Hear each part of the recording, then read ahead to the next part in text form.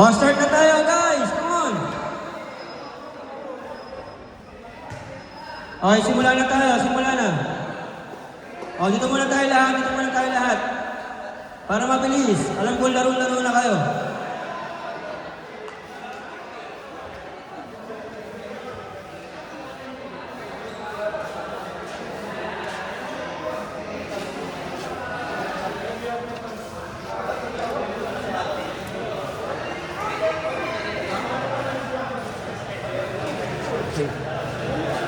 Okay, let's start.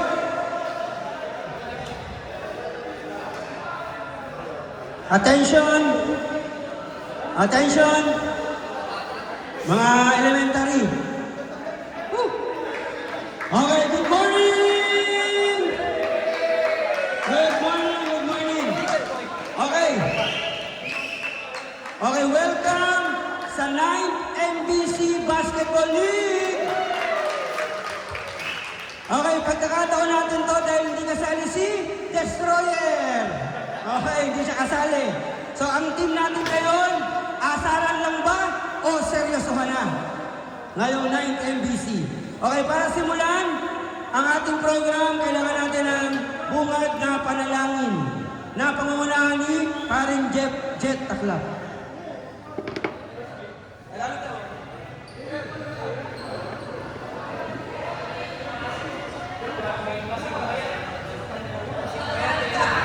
Close.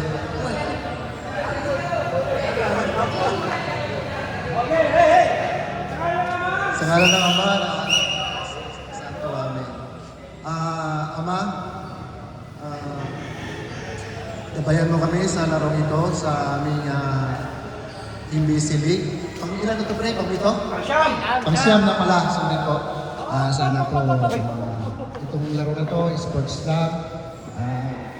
Ang basketball natin talagang medyo may medyo sakitan, pero pagdating sa labas, print pa rin tayo. Basta, Lord, gabayan mo kami sa larong ito at sana po maayos po ang namin matutuloy, matatapos po lahat ang aming gabayan po kami, Lord, sa ngalan ng Ama, ng Anak, ng Diyos po Santo. Okay, salamat pre. Yung program natin ay nakaplano, so nagugulat yung mga tinatawag natin. Okay, pag-usapan lang natin yung magiging format ng tournament para wag kayong tanong ng tanong, makukulit nyo eh.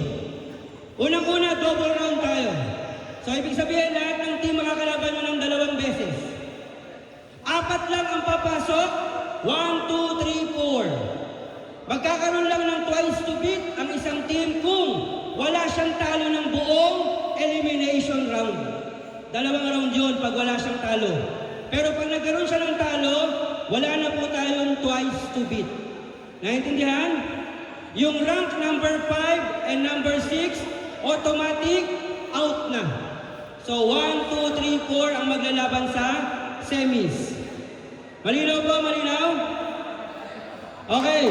Ngayong liga natin, ang mag-o-officiate sa atin ay walang iba kundi ang Whistle Arbiters of Cavite sa pamumuno ni Sir Glenn. Sir Glenn, magpapaliwanag siya ng konti para sa mga rules. Hello po, magandang umaga po sa lahat. Una po,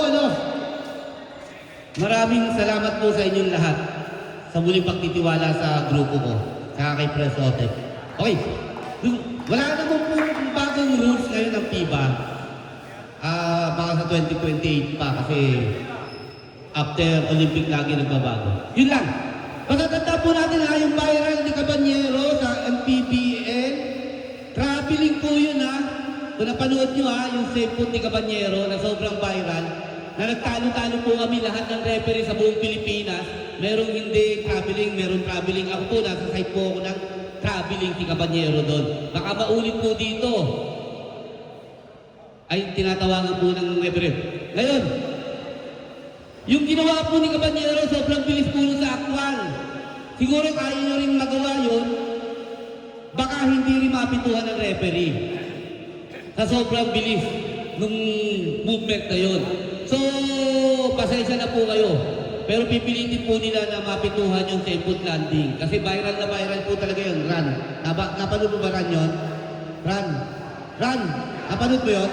Napanood mo? Diba? Oo. Nagtalo-talo po lahat ng ano ron, ng international referee sa viral na yon.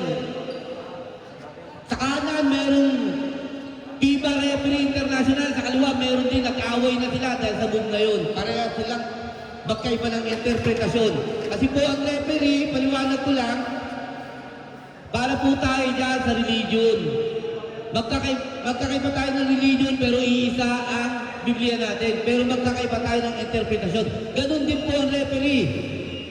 Hindi po lahat ng referee pare-parehas ng interpretasyon sa FIBA rules. So kung ano pa yung pinipito ng referee ko dito, noon pa, yung pa rin po ang ipipito ng referee ko. Okay, huli na po to.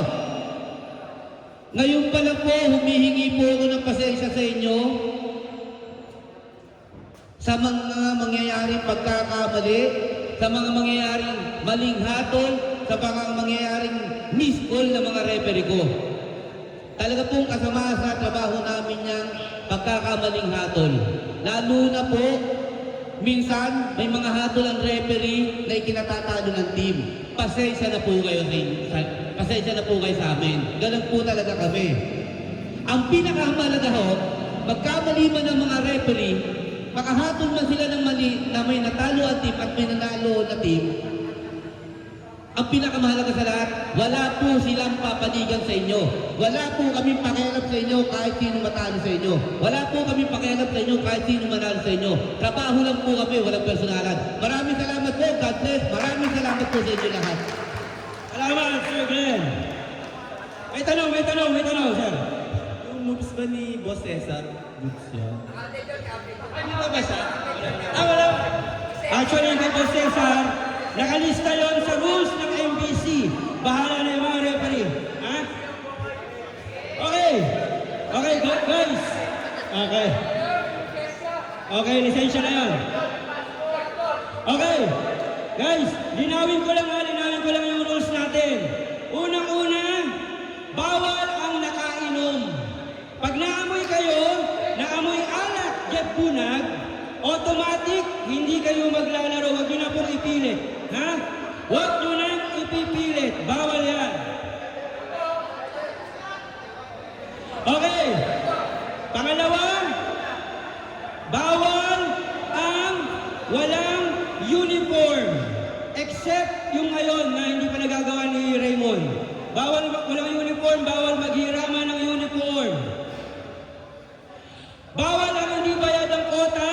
Ang good news, first time sa history ng MBC, lahat ng team, fully paid.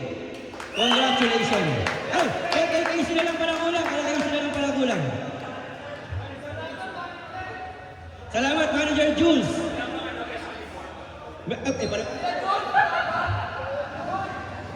Okay, ito pa. Guys, kung nagkainitan kayo at nagbitaw kayo ng suntok, automatic, out na kayo sa liga. Bawal po tayo magsakitan dito ng intentional. Bawal yan, laro lang tayo. Okay? May mga penalty ang lahat. Lahat ng gagawin natin dito ay may fine, may bayad. Anspo, technical, lahat yan may bayad. Hindi mapupunta sa bulsa ng MBC yan, ha? Para sa liga natin yan. Lahat yan nag-iikot. Okay? Kagawad Teteng, nasa opening. Very good. Okay, ano pa? Pag yung player dumating ng nagsimula na ang third quarter, bawal na siyang maglaro. Malinaw, ha? Baka mamaya ipipilit nyo na naman. Nandito naman siya, humapon naman siya, hindi pwede. Basta nagsimula yung third quarter, automatic, hindi na siya pwedeng maglaro. Malinaw yan, ha? Okay? Meron ba kayong mga katanungan?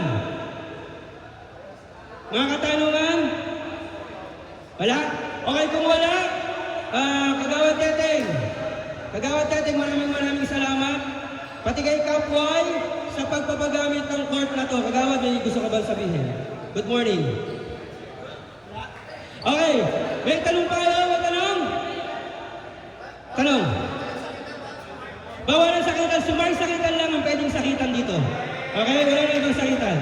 Okay, kung wala na kayong tanong, magsisimula na tayo ng picture taking. Picture taking na tayo, ha? Yung bakaw, problema nyo na yan. Okay, wala nang ibang tanong. Okay, magsisimula na tayo ng picture taking. Per team muna, per team. Okay, Team A. Dito muna tayo lahat, Team A. Pipicture na namin. Lahat ang nasa opening.